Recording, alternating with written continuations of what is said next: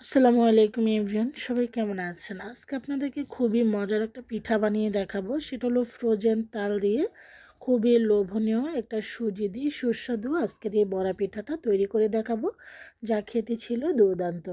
সুজির এই বড়া পিঠাগুলো এত মজা, বেশি করে বানিয়ে রেখে দিলে খেতে অনেক বেশি লোভনীয়। আমি এখানে নিয়েছিল 1 কাপ সুজি, হাফ কাপ ময়দা। আপনারা চালের গুঁড়া দিয়ে করতে পারেন, তো আমার চালের গুঁড়া দিয়ে অলরেডি চ্যানেলে আছে। স্বাদ অনুযায়ী লবণ, 1 চামচ ইস্ট দিয়ে দিচ্ছি। এখানে হাফ কাপ চিনি, যেহেতু তালটা প্রচুর মিষ্টি ছিল আর এটা ফ্রোজেন করা ছিল, তারপর আমি একটু গরম করে নিয়েছি। যেহেতু এটা ইস্ট ছিল তাহলে ইস্টটা অ্যাক্টিভ হবে না। এখন এটাকে হুইক দিয়ে ভালো করে মিক্স করে এখন আমি এটার মধ্যে পানি দিচ্ছি না, কারণ তালটা যেহেতু এটা লিকুইড, এটার মধ্যে পানি যদি প্রয়োজন হয় পরে দেওয়া যাবে। এখানে একটু তেল দিয়ে দিচ্ছি। তেল দিয়ে দিচ্ছি আবারও এখানে হাফ কাপের মতন এখানে তেল দিয়ে দিচ্ছি। তাল দিয়ে তারপর এটাকে ভালো করে হুইক্সটা দিয়ে মিক্স করে নিচ্ছি। তো তেলটা দিলে পিঠাটা অনেক সুন্দর হয়। তো আমি এখানে প্রায় 2 চামচের মতন তেল দিয়ে দিয়েছি। দিয়ে যে দেখুন কতটা সুন্দর হয়েছে। যেহেতু সুজি, এটাকে আর ইস্টে অ্যাক্টিভ হতে হবে। এখন আমি ঢাকনা দিয়ে ঢেকে 1 ঘন্টা মতো রেখে দিয়েছি। একটা সাইডকে দেখুন কতটা সুন্দর হয়েছে, এটা ফুলে ডাবল হয়ে গিয়েছে।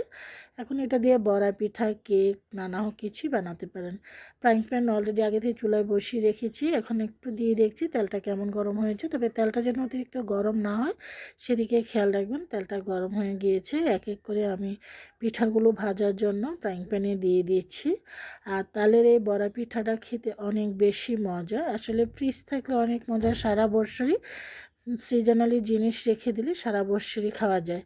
তা আমি এখানে একটা দিয়ে স্টেন যে পেছলাটা দিয়ে নেড়ে চেড়ে দিচ্ছি, যেন কোনোটার গায়ে কোনোটা লেগে না থাকে, তা না হলে নাড়াতে দেখা যায় একটু সমস্যা হয়ে যায়।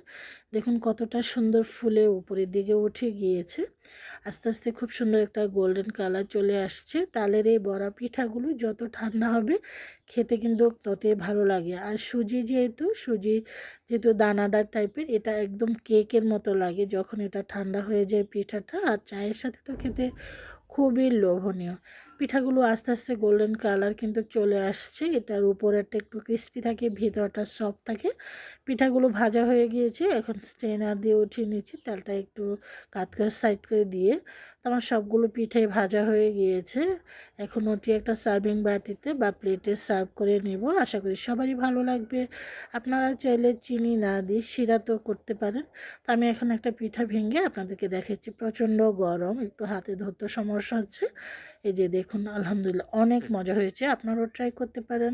সিজনাল বা আনসিজনাল যে কোনো জিনিস দিয়ে পিঠা বানিয়ে। আশা করি সবার ভালো লাগবে। সবাই ভালো থাকেন। আল্লাহ হাফিজ।